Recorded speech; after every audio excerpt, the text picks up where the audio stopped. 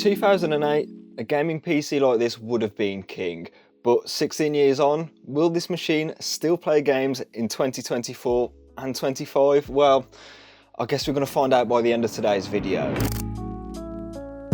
Starting off with the brains of this PC with the processor, and we've gone with the i7-920. We recently made a video on this where we took a look at it in isolation, and to be honest, it didn't age all too well, but if we paired it with a more time appropriate graphics card, would we get some different performance? I guess that's the point of today's video. Anyways, the i7-940 is a 4-core 8-thread CPU running on the X58 platform, so that's LGA 1366, and it also has access to triple channel memory, which is something we're going to be using today. Oh, and to help us call this CPU, Noctua sent out their LGA 1366 and 775 retrofit kit. Not sponsored or anything, Noctua, just super cool. Anyways, we could mount our NHD 12L onto the i7-940, which does a pretty decent job of cooling this 125 watt chip. I didn't see it peak above around 65 degrees C in our testing. Anyways, going back to the triple channel memory of X58, we're using 3 4GB sticks totaling 12GB running in triple channel. They're only clocked at around 1086 MHz or somewhere in that ballpark, but this should make up against faster DDR3 as we are running it in triple channel compared to the more conventional dual channel, which most consumer CPUs are still running at. And then keeping on the topic of memory and such, we're using 2 Samsung SSDs today, as there's just no way I'm going to be using hard drives. So this makes this PC much better in that regard compared to like 2008, especially as they are Samsung SATA drives. We've got an 850 EVO and an 850 QVO for the games today. And then everyone's favourite part of a gaming PC is the graphics card. We've gone with a GTX 275, which is technically a 2009 release, but for all intensive purposes, it's basically a GTX 280, which is a 2008 GPU, and they perform very similarly to each other, and they also have the same GPU core, so yeah, I guess you could say they're basically the same graphics card. Regardless, its latest driver was in 2016, so yeah, this is how old this Tesla graphics card is, and it doesn't even support DirectX 11 at a feature level, so yeah, that's going to be quite tough for today's games, and especially that we're only running the single graphics card compared to an SLI setup, which would have been pretty popular back in 08. Whack all of these parts in a case and put in a power supply, and you've got yourself a gaming PC. To find out how this system gets on, we've tested it at both 720p and 1080p today, and we've also used the latest driver for the GTX 275, which is like, I'd like to say 9 years out of date now, so that's how old this GPU is. Right, throwing this PC straight into the gauntlet with GTA 5, and across both resolutions we're getting somewhat playable performance, because at 720p, around 40ish FPS for the average is not too bad. The problem is, however, the 1% lows. They're pretty bad, and yeah, the performance is kind of all over the shop here. The same continues to 1080p, where you're getting 30 FPS for the average frame rate, but just 19 for that 1% low. Yeah, I could feel it in the gameplay, and it wasn't the best gaming experience I've ever had. Half-Life 2, on the other hand, is a really good performance. Both 720p and 1080p see absolutely brilliant performance across the board. This is on the very high and high settings, so you could probably push this game a bit further, and I'd probably recommend doing that on a configuration like this, and it just goes to show that Valve's optimization with their games is absolutely brilliant. And the same can be said for Left Dead 2. In the first mission, which is like sort of a hotel, the performance across the board is pretty decent.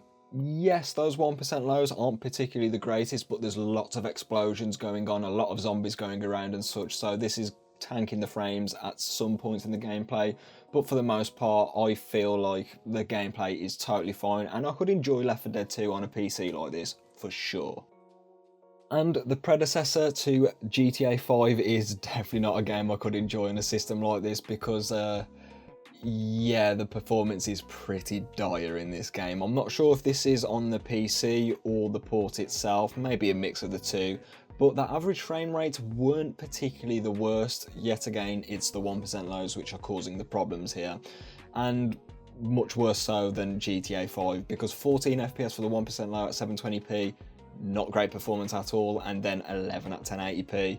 Yes, it was stuttering quite a lot, but the weird thing was, if you stood still, the stuttering would go, so I'm not sure as to what's causing this. Maybe it might be the i7, maybe the 275, I'm not too sure.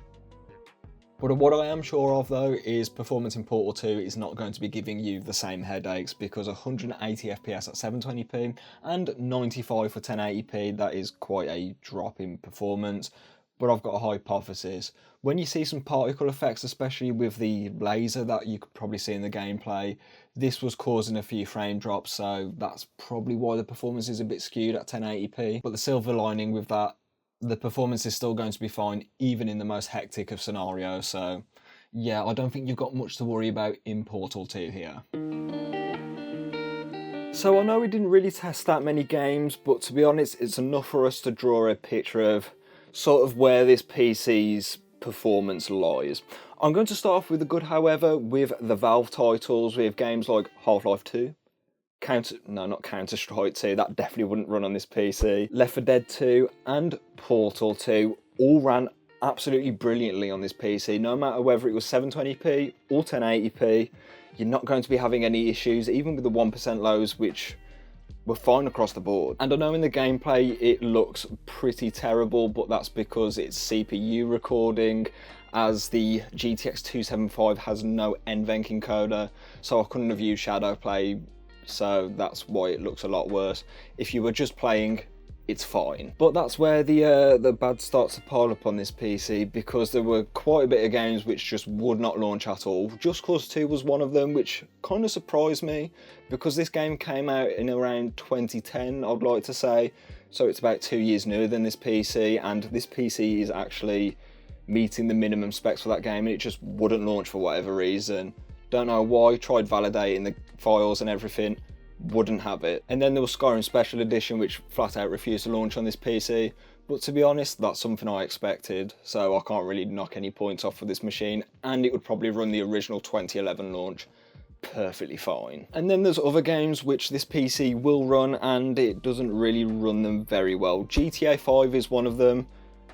Yet again, this was expected, as it launched a whole 7 years after this PC, so you can't really take points off it for that. And then GTA 4 kind of did surprise me, because they fixed the port for the most part, which you can see how we fully fixed it in a video up there. Anyways, that ran terribly, so it's just not really that good, is it? So compatibility and performance are two big reasons as to why I just don't recommend anything older than Haswell, especially going into 2025, because these CPUs have pretty decent single thread performance, and they also support AVX2 instruction sets. So to be honest, if you've got a K-SKU i7 from this era, most games would probably run relatively decently, depending on which GPU you pair them with. And failing that, if you need something a bit newer, you could always go with AM4. Here you've got DDR4 support, NVMEs, and you've still got access to some of the best gaming CPUs ever made, like the 5800X3D and 5700X3D. And if you need something a bit more budget friendly, there's always something like the 5600. And then on the GPU front, I don't really recommend anything younger than Pascal now. And even then, some games are releasing where they just will not run on something like the GTX 1080 Ti, like Indiana Jones, as that's got a flat out ray tracing requirement. But how many people want to play these games, I'm not too sure. Anyways, with most Pascal graphics cards, you won't be running into any compatibility problems, as they all support DirectX 12.1 at a feature level, so like 99.9999% of games will run totally fine on these cards. And then on the AMD side, you've got something like the RX 580, 8GB. This will run most games as well, but failing that, if you need a bit more power, you could always go with like an RX 6600, or maybe a 5700 XT, which still have 8GB of VRAM, which is kind of the minimum in 2024 going into 25. But if you want to see how a 2013 PC gets on, there is a video for that right up there. With that being said, I'll catch you in the next one.